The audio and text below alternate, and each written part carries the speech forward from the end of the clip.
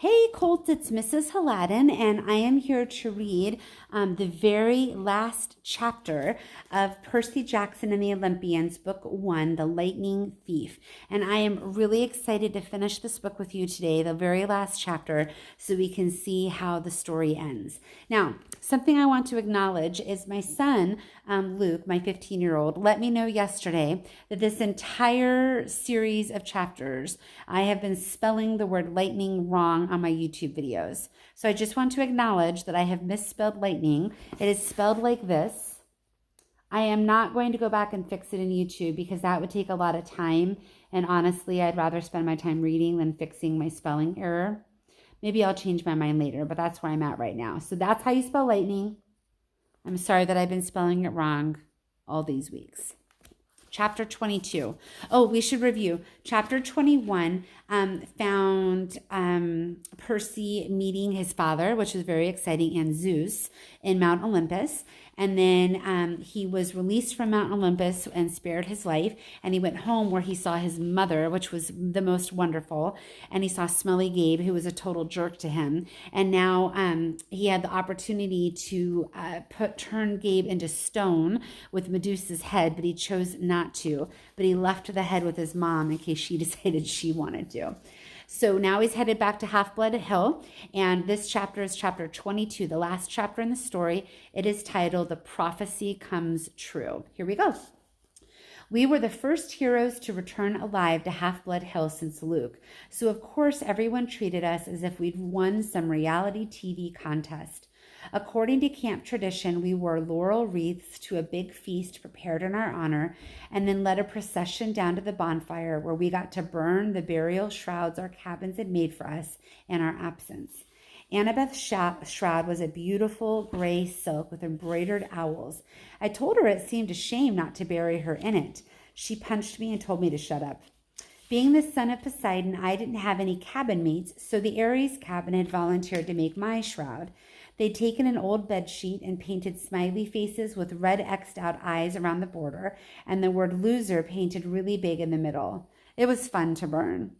As Apollo's cabin led the sing-along and passed out s'mores, I was surrounded by my old Hermes cabin mates, Annabeth's friends from Athena, and Grover's satyr buddies who were admiring the brand new searcher's license he'd received from the Council of Cloven Elders. The council had called Grover's performance on the quest brave to the point of indigestion, horns and whiskers above anything we have seen in the past. The only ones not in a party mood were Clarice and her cabin mates, whose poisonous looks told me they'd never forgive me for disgracing their dad. And that was okay with me. Even Dionysus's welcome home speech wasn't enough to dampen my spirits. Yes, so the little brat didn't get himself killed, and now he'll have an even bigger head. Well, huzzah for that. In other announcements, there will be no canoe races this Saturday. I moved back into cabin 3, but it didn't feel so lonely anymore. I had my friends to train with during the day. At night, I lay awake and listened to the sea, knowing my father was out there. Maybe he wasn't quite sure about me yet. Maybe he hadn't even wanted me born, but he was watching, and so far he was proud of what I'd done. As for my mother, she had a chance at a new life. Her letter arrived a week after I got back to camp. She told me that Gabe had left mysteriously, disappeared off the face of the planet, in fact. She'd reported him missing to the police, but she had a funny feeling they would never find him. On a completely unrelated subject, she'd sold her first life-size concrete sculpture entitled The Poker Player to a collector through an art gallery in Soho. She'd gotten so much money for it, she put a deposit down on a new apartment and made a payment on her first semester's tuition at NYU. The Soho Gallery was clamoring for more of her work, which they called a huge step forward in super ugly neorealism. But don't worry, my mom wrote, I'm done with sculpture. I've disposed of that box of tools you left me. It's time for me to turn to writing. At the bottom, she wrote, P.S. Percy, I found a good private school here in the city. I've put a deposit down to hold you a spot in case you would want to enroll for 7th grade. You could live at home, but if you want to go year-round at Half-Blood Hill, I'll understand. I folded the note carefully and set it on my bedside table. Every night before I went to sleep, I read it again, and I tried to decide how to answer her. On the 4th of July, the whole camp gathered at the beach for a fireworks display by Cabin 9. Being Hephaestus's kids, they weren't going to settle for a few lame red, white, and blue explosions. They'd anchored a barge offshore and loaded it with rockets the size of Patriot missiles. According to Annabeth, who'd seen the show before, the blasts would be sequenced so tightly they'd look like frames of animation across the sky. The finale was supposed to be a couple 100-foot-tall Spartan warriors who would crackle to life above the ocean, fight a battle, and then explode into a million colors. As Annabeth and I were spreading a picnic blanket, Grover showed up to tell us goodbye. He was dressed in his usual jeans and t-shirt and sneakers, but in the last few weeks he'd started to look older, almost high school aged. His goatee had gotten thicker, he'd put on weight, his horns had grown at least an inch, and now he had to wear a Rasta cap all the way to pass as human. "I'm off," he said. "Just came to say, well, you know." I tried to feel happy for him. After all, it wasn't every day a satyr got permission to go look for the great god Pan. But it was hard saying goodbye. I'd only known Grover for a year, but he was my oldest friend. Annabeth gave him a hug. She told him to keep his fake feet on. I asked him where he was going to search first. "Kind of a secret," he said, looking embarrassed. "I wish you could come with me, guys, but humans and Pan—" "We understand," Annabeth said. "You've got enough tin cans for the trip." "Yeah. And you remembered your reed pipes?" "Geez, Annabeth," he grumbled. "You're like an old mama goat." But he didn't really sound annoyed. He gripped his walking stick and slung a backpack over his shoulder. He looked like any hitchhiker you might see on an American highway, nothing like the little runty boy I used to defend from bullies at Yancey Academy. "Well," he said, "wish me luck." He gave Annabeth another hug. He clapped me on the shoulder and then headed back through the dunes. Fireworks exploded to life overhead. Hercules killing the Nemean lion, Artemis chasing the boar, George Washington, who, by the way, was the son of Athena, crossing the Delaware. "Hey, Grover," I called. He turned at the edge of the woods. "Wherever you're going, I hope they make good enchiladas." Grover grinned, and then he was gone, the trees closing around him. "We'll see him again," Annabeth said. I tried to believe it. The fact that no searcher had ever come back in 2,000 years, well, I decided not to think about that. Grover would be the first. He had to be. July passed. I spent my days devising new strategies for Capture the Flag and making alliances with other cabins to keep the banner out of Ares' hand. I got to the top of the climbing wall for the first time without getting scorched by lava. From time to time, I'd walk past the big house, glance up at the attic windows, and think about the oracle. I tried to convince myself that its prophecy had come to completion. You shall go west and face the god who is turned. Been there, done that, even though the traitor god had turned out to be Ares rather than Hades. You shall find what was stolen and see it safely returned. Check. One master bolt delivered, one helm of darkness back in Hades' oily head. You shall be betrayed by one who calls you a friend. This line still bothered me. Hades had pretended to be my friend and then betrayed me. That must be what the oracle meant. And you shall fail to save what matters most in the end. I had failed to save my mom, but only because I'd let her save herself, and I knew that was the right thing. So why was I still uneasy? The last night of the summer session came all too quickly. The campers had one last meal together. We burned part of our dinner for the gods. At the bonfire, the senior counselors awarded the end of summer beads. I got my own leather necklace, and when I saw the bead for my first summer, I was glad the firelight covered my blushing. The design was pitch black, with a green sea trident shimmering in the center. The choice was unanimous, Luke announced.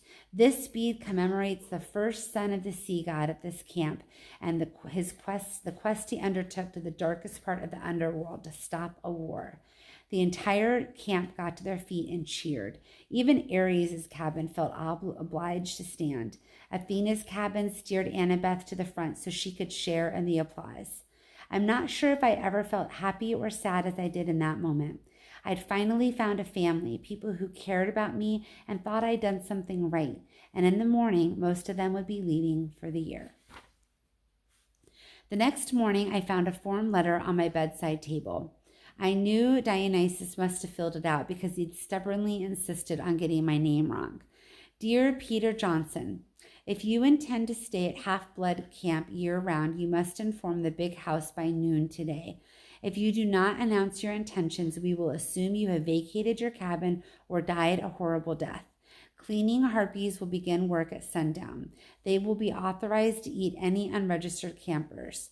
All personal articles left behind will be incinerated in the lava pit. Have a nice day, Mr. D. Dionysus, Camp Director, Olympian Council Number 12. Here's the letter. Can you see it?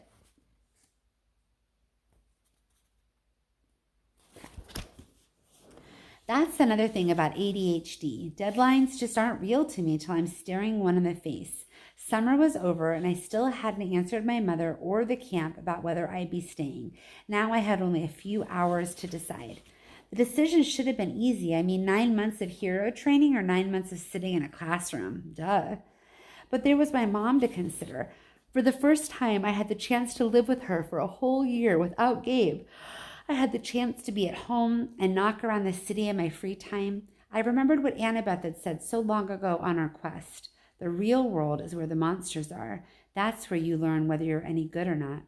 I thought about the fate of Thalia, the daughter of Zeus. I wondered how many monsters would attack me if I left Half-Blood Hill. If I stayed in one place for a whole school year without Chiron and my friends around to help me, would my mother and I even survive until the next summer? That was assuming the spelling test and 5-paragraph essays didn't kill me. I decided I'd go down to the arena and do some sword practice. Maybe that would clear my head. The campgrounds were mostly deserted, shimmering in the August heat. All the campers were in their cabins, packing up or running around with brooms and mops, getting ready for final inspection. Argus was helping some of the Aphrodite kids haul their Gucci suitcases and makeup kits over the hill, where the camp's shuttle bus would be waiting to take them to the airport. Don't think about leaving yet, I told myself. Just train. I got to the sword fighters arena and found that Luke had the same idea. His gym bag was plopped at the edge of the stage. He was working solo, wailing on battle dummies with a sword I'd never seen before. It must have been a regular steel blade because... Daisy, are you okay? Sorry, that was my dog. She's chewing on her foot. She's got allergies. Daisy, you okay? You okay, girl? You okay? It's all right. Okay, there you go. You all right? Ooh, yikes. Ooh, she's trying to bite my foot. She's trying to get me. What are you going to do, Daisy? What are you going to do? You going to get me? You going to get me? You going to get me? She's so funny. She barks a mean bark, but she would never bite anything. She doesn't have any teeth, number one. She's missing like over half her teeth. So she sounds far more ferocious than she is. Do you want to see what she looks like? I'll show you. Daisy. Oh, you walking away, Daisy Doo? Oh, well, that was her. That was little Daisy. Sorry for my messy house. Anyways, okay, let's go back to our story, shall we? We're almost done. Okay. Luke. Okay, so he was working solo, wailing on battle dummies with a sword I'd never seen before. It must have been a regular steel blade because he was slashing the dummies' heads right off, stabbing through their straw-stuffed guts. His orange counselor's shirt was dripping with sweat. His expression was so intense his life might have really been in danger. I watched fascinated as he disemboweled a whole row of dummies, hacking off limbs and basically reducing them to piles of straw and armor. They were only dummies, but still I couldn't help being awed by Luke's skill. The guy was an incredible fighter. It made me wonder again how he possibly could have failed at his quest. Finally he saw me, stopped mid-swing. Percy, I'm sorry, I said, embarrassed. It's okay, he said, lowering his sword, just doing some last-minute practice. Those dummies won't be bothering anybody anymore. Luke shrugged. We build new ones every summer. Now that his sword wasn't swirling around. Oh, yikes, sorry. Oh my goodness. I'm trying to get the camera so that you're not looking at my forehead. There we go. Okay, now that the sword wasn't swinging around, I could see something odd about it. The blade was two different types of metal. One edge bronze, the other steel. Luke noticed me looking at it. Oh, this new toy. This is a backbiter. A backbiter? Luke turned the blade in the light so it glinted wickedly. One side is celestial bronze, the other is tempered steel. It works on mortals and immortals both. I thought about what Chiron had told me when I started my quest, that a hero should never harm mortals unless absolutely necessary. I didn't know they could make weapons like that. They probably can't, Luke agreed. It's one of a kind. He gave me a tiny smile and then slid the sword into its scabbard. Listen, I was going to come looking for you. What do you say we go down to the woods one last time, look for something to fight? I don't know why I hesitated. I should have felt relieved that Luke was being so friendly. Ever since I'd gotten back from the quest, he'd been acting a little distant. I was afraid he might resent me for all the attention I'd gotten. You think it's a good idea? I asked. Oh, come on. He rummaged in his gym bag and pulled out a 6-pack of Cokes. Drinks on me. I stared at the Cokes, wondering where the heck he'd gotten those. There were no regular mortal sodas at the camp store. No way to smuggle them in unless you talked to a satyr, maybe. Of course, the magic dinner goblets would fill with anything you want, but it just didn't taste the same as a real Coke straight out of the can. Sugar and caffeine, my willpower crumbled. Sure, I decided, why not? We walked down to the woods and kicked around for some kind of monster to fight, but it was too hot. All the monsters with any sense must have been taking siestas in their nice, cool caves. Hey, I wonder, do you have any predictions about what might happen next? Do you think that Percy should be listening to kind of his spider sense that's coming out about why Luke is behaving strangely and where he got this Coke? Do you think that he needs to be careful, or do you think that he should just keep having a good time? Okay, let's find out. We found a shady spot by the creek where I'd broken Clarissa's spear during my first capture the flag game. We sat on a big rock, drank our Cokes, and watched the sunlight in the woods. After a while, Luke said, you miss being on a quest? With monsters attacking me every 3 feet? Are you kidding? Luke raised an eyebrow. Yeah, I miss it, I admitted. You? A shadow passed over his face. I was used to hearing from the girls how good-looking Luke was, but at that moment he looked weary and angry and not at all handsome. Hey, Mike. She's having a hard time right now. Well, she's all, sorry, you guys, I'm pausing to talk to my husband. She's freaking out, chewing on herself, and then she tried to eat me. Oh, Daisy. Her paw's really bothering her. Thanks, Mike. Thanks, Daisy. Okay, here we go. I was used to hearing from the girls how good-looking Luke was, but at the moment he looked weary and angry and not at all handsome. His blonde hair was gray. In the sunlight, the scar on his face looked deeper than usual. I could imagine him as an old man. I've lived at Half-Blood Hill year-round since I was 14, he told me. Ever since Thalia, well, you know. I trained and trained and trained. I never got to be a normal teenager out there in the real world. Then they threw me on one quest, and when I came back, it was okay, ride's over, have a nice life. He crumpled his Coke can and threw it into the creek, which really shocked me. One of the first things you learn at Camp Half-Blood is don't litter. You'll hear it from the nymphs and the naiads. They'll get even. You'll crawl into bed one night and you'll find your sheets filled with centipedes and mud. The heck with laurel wreaths, Luke said. I'm not going to end up like those dusty trophies in the big house attic.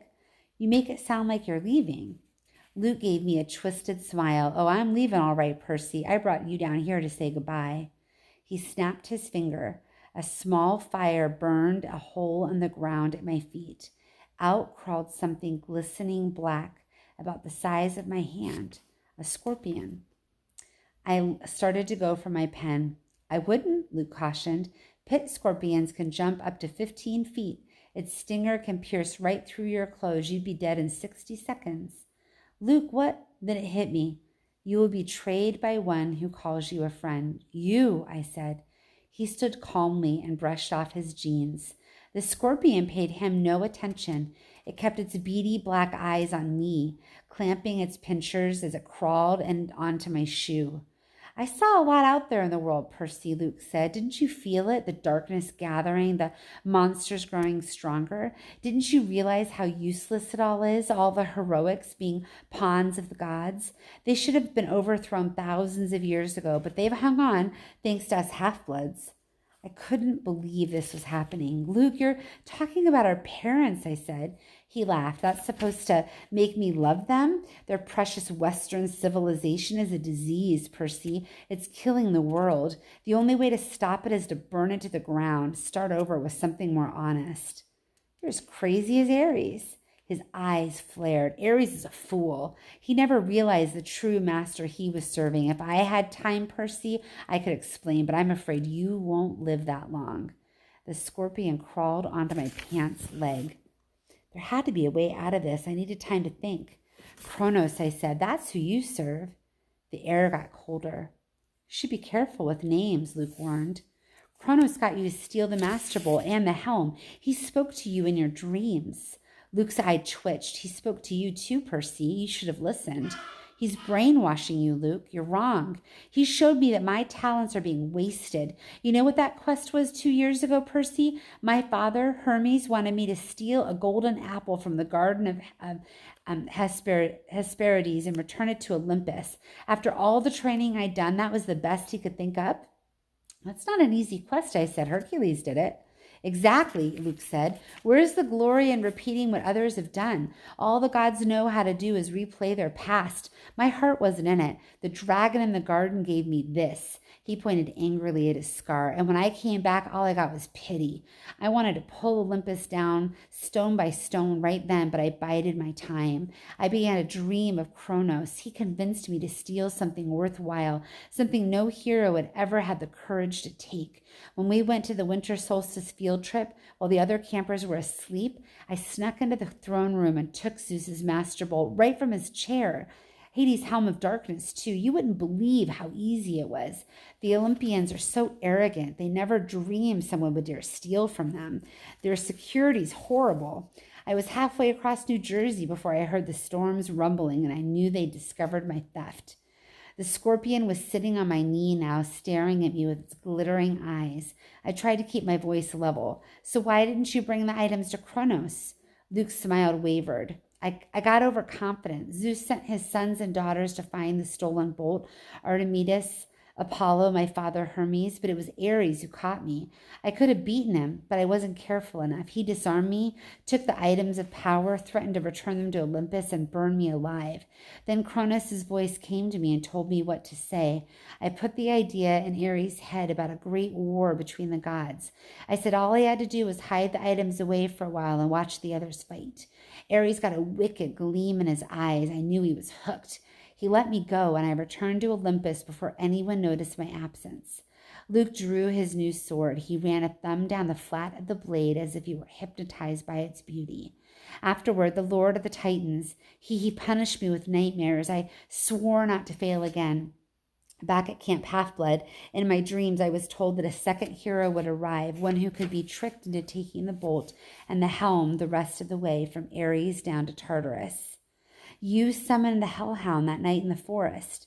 We had to make Chiron think the camp wasn't safe for you, so he would start you on your quest. We had to confirm his fears that Hades was after you, and it worked. The flying shoes were cursed, I said. They were supposed to drag me and the backpack into Tartarus, and they would have if you'd been wearing them, but you gave them to the satyr, which wasn't part of the plan. Grover messes up everything he touches. He's even confused the curse. Luke looked down at the scorpion, which was now sitting on my thigh. You should have died in Tartarus, Percy, but don't worry. I'll leave you with my little friend to set things right. Thalia gave her life to save you, I said, gritting my teeth, and this is how you repay her? Don't speak of Thalia, he shouted. The gods let her die. That was one of the many things they will pay for. You're being used, Luke. You and Ares both. Don't listen to Kronos. I've been used? Luke's voice turned shrill. Look at yourself. What has your dad ever done for you? Kronos will rise. You've only delayed his plans. He will cast the Olympians into Tartarus and drive humanity back to their caves, all except the strongest, the ones who serve him. Call off the bug, I said. If you're so strong, fight me yourself. Luke smiled. Nice try, Percy, but I'm not Ares. You can't beat me. My lord is waiting, and he's got plenty of quests for me to undertake. Luke, goodbye, Percy. There's a new golden age coming. You won't be part of it. He slashed his sword in an arc and disappeared in a ripple of darkness. The scorpion lunged. I swatted it away with my hand and uncapped my sword. The thing jumped, and I cut it in half mid-air. I was about to congratulate myself until I looked down at my hand. My palm had a huge red welt oozing and smoking with yellow guck. The thing had gotten me after all. My ears pounded, my vision went foggy. The water, I thought it had healed me before. I stumbled to the creek and submerged my hand, but nothing seemed to happen. The poison was too strong. My vision was getting dark. I could barely stand up. 60 seconds, Luca told me. I had to get back to camp. If I collapsed out here, my body would be dinner for a monster. Nobody would ever know what happened. My legs felt like lead. My forehead was burning. I stumbled toward the camp, and the nymphs stirred from their trees. Help, I croaked, please. 2 of them took my arms, pulling me along. I remember making it to the clearing, a counselor shouting for help, a centaur blowing a conch horn, and then everything went black. But it's not over. I woke with a drinking straw in my mouth. I was sipping something that tasted like liquid chocolate chip cookies, nectar. I opened my eyes. I was propped up in a bed in the sick room of the big house, my right hand bandaged like a club. Argus stood guard in the corner. Annabeth sat next to me, holding my nectar glass and dabbling a washcloth on my forehead. Here we are again, I said. Idiot, Annabeth said, which is how I knew she was overjoyed to see me conscious. You were green and turning gray when we found you. If it weren't for Chiron's healing. Now, Chiron's voice said. Percy's constitution deserves some of the credit. He was sitting near the foot of my bed in human form, which is why I hadn't noticed him yet. His lower half was magically compacted into the wheelchair, his upper half dressed in a coat and tie. He smiled, but his face looked weary and pale, the way it did when he'd been up all night grading Latin papers. How are you feeling? He asked, like my insides had been frozen and then microwaved. Apt, considering what was in that pit scorpion's venom. Now you must tell me, if you can, exactly what happened. Between sips of nectar, I told them the story. The room was quiet for a long time. I can't believe it, Luke. Annabeth's voice faltered. Her expression turned angry and sad. Yes, I can believe it. May the gods curse him. He was never the same after his quest. This must be reported to Olympus, Chiron murmured. I will go at once. Luke is out there right now, I said. I have to go after him. Chiron shook his head. No, Percy, the gods won't even talk about Kronos, I snapped. Zeus declared the matter closed. Percy, I know this is hard, but you must not rush out for vengeance. You aren't ready. I didn't like it, but part of me suspected that Chiron was right. One look at my hand, and I knew I wasn't going to be sword fighting anytime soon. Chiron, your prophecy from the oracle, it was about Kronos, wasn't it? Was I in it? And Annabeth? Chiron glanced nervously at the ceiling. Percy, it isn't my place. You've been ordered not to talk to me about it, haven't you? His eyes were sympathetic but sad. You will be a great hero, child. I will do my best to prepare you. But if I'm right about the path ahead of you... Thunder boomed overhead, rattling the windows. All right, Chiron shouted. Fine.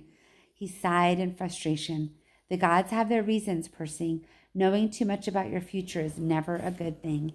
We can't just sit back and do nothing, I said. We will not sit back, Chiron promised. But you must be careful. Kronos wants you to come unraveled. He wants your life disrupted, your thoughts clouded with fear and anger. Do not give him what he wants. Train patiently. Your time will come. Assuming I live that long.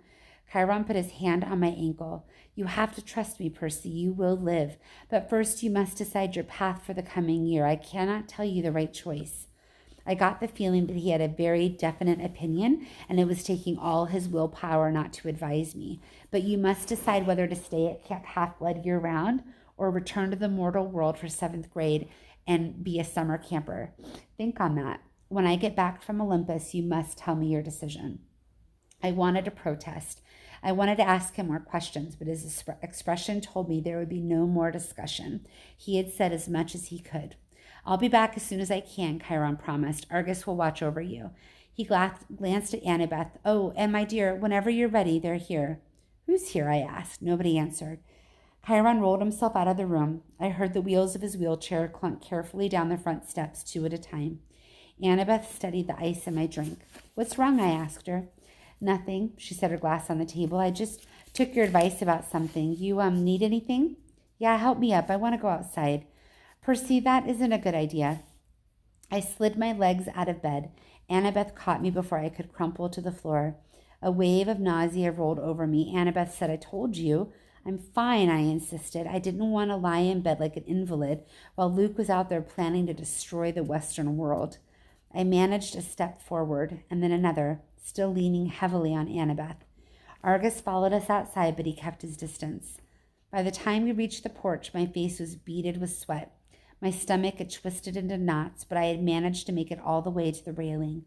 It was dusk. The camp looked completely deserted. The cabins were dark and the volleyball pit silent. No canoes cut the surface of the lake. Beyond the woods and the strawberry fields, the Long Island Sound glittered in the last light of the sun. "What are you going to do?" Annabeth asked me. "I don't know." I told her I got the feeling that Chiron wanted me to stay year-round, to put in more individual training time, but I wasn't sure that's what I wanted. I admitted I'd felt bad about leaving her alone, though, with only Clarice for company. Annabeth pursed her lips and then said quietly, "I'm going home for the year, Percy." I stared at her. "You mean to your dad's?" She pointed towards the crest of Half-Blood Hill. Next to Thalia's pine tree, at the very edge of the camp's magical boundaries, a family stood silhouetted. 2 little children, a woman, and a tall man with blonde hair. They seemed to be waiting. The man was holding a backpack that looked like the one Annabeth had gotten from Waterland in Denver. "I wrote him a letter when we got back," Annabeth said, "just like you'd suggested. I told him I was sorry. I'd come home for the school year if he still wanted me. He wrote back immediately. We decided we'd give it another try." That took guts. She pursed her lips. "You won't try anything stupid during the school year, will you? At least not without me or an Iris message. Or at least not without sending me an Iris message." I managed to smile. "I won't go looking for trouble. I usually don't have to." "When I get back next summer," she said, "we'll hunt down Luke. We'll ask for a quest. But if we don't get approval, we'll sneak off and do it anyway. Agreed? Sounds like a plan worthy of Athena." She held out her hand and I shook it. "Take care, seaweed brain," Annabeth told me. "Keep your eyes open. You too, wise girl." I watched her walk up the hill and join her family. She gave her father an awkward hug and looked back at the valley one last time. She touched Thalia's pine tree and then allowed herself to be led over the crest and drive into the mortal world. For the first time at camp, I felt truly alone. I looked out at the Long Island Sound and I remembered my father saying, "The sea does not like to be restrained." I made my decision. I wondered if Poseidon was watching. Would he approve of my choice? "I'll be back next summer," I promised him. "I'll survive until then. After all, I am your son." I asked Argus to take me down to cabin 3 so I could pack my bags for home. The end. That's it. We finished it, you guys. I hope that you loved it as much as I do. I think I mentioned this at the beginning, but this story was written by a wonderful author named Rick Riordan. And Mr. Riordan has written just tons and tons of books. This is just one of several books in the Percy Jackson series, but there's lots of other series that he's written. There's one called The Kane Chronicles. Hey, Luke. What are some of the other Rick Riordan series? There's the Kane Chronicles, and what else? What? There's a series called Magnus Chase. Anything else? The what? Oh, the Blood Olympus series. And each of these series is about a different kind of like mythical history. So these are about the Greek gods, but others of them are about like the times of the pyramids and all that, and others are about the Roman gods. Is that right, Luke? Yeah, so they're all about different periods in history. So if you enjoy this kind of story that's part like history, you know, in terms of like mythical history or ancient history, and part adventure, then this might be a really great series for you to continue to explore. You can find a lot of his books, if not all of them, on an online service like Audible, or you might even ask your teacher if you can get it on an online digital book program called Epic Books. If you enjoy this, you could certainly get it at the library. If you really love it, let me know. I have many of them in my house and I'm happy to share them with you. Just let me know and I can get one for you to borrow for a couple of weeks or months or over the summer. Anyways, I hope you loved this story. I hope it inspires you to check out more of Mr. Riordan's books. And that's it. So we're going to start a new book tomorrow, and that book is called The Great Something Ivan. I don't remember the name of the book, but we'll read it tomorrow. So check back tomorrow for our new story. In the meantime, have a great night. Bye, Colts.